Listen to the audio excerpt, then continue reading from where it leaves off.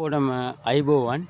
ඉතින් මම මේක දාන්න කියලා හිතුවේ මට මේ පෙරේදා මට අමාරුවක් හැදුනා. ඉතින් ඇඟට පොඩ්ඩක් රස්සාවක් හරියට කරගන්න බෑ. ඇඟට හරි ඇඟපත රිද්දෙනවා. එහෙනම් අමාරුවක් දැනන. ඉතින් ඒකින්ද මං මගේ මෙඩිකල් එකක් ගන්න ගියා. මුත්‍රායි මගේ ලේ චෙක් කරන්න ගියා. ඉතින් මට ලේ වල කිසිම අවුලක් නැහැ. සීනිත් නැහැ. කිසිම දෙයක් නැහැ. මුත්‍රා වලට විස බීජයක් ගිහිල්ලාලු. ඉතින් ඒකල මං අද හවස යනවා හලාවත ස්පිතාලේ.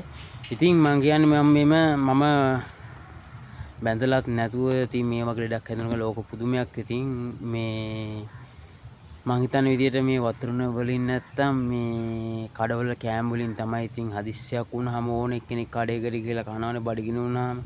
ඉතින් ඒ වගේ ඉතින් අපිලි වලට වැඩ කළා දන්නේ නැහැ කඩේ මිනිස්සු. මං හිතන විදිහට කෑම වලට ඉතින් අපි ගෙදර උයනවා වගේ නෙමෙයි. ඉතින් ඒගොල්ලෝ හදන්නේ කඩේට ජරා විදි තමයි කරන්න වැඩේ. ඉතින් දැන අපි කන්නේ.